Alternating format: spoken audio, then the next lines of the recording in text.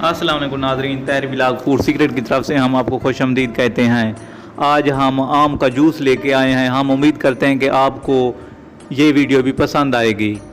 आपकी मोहब्बतों का बहुत बहुत शुक्रिया। मेहरबानी करके मेरे चैनल को सब्सक्राइब कर दें और प्यारा सा लाइक भी कर दें।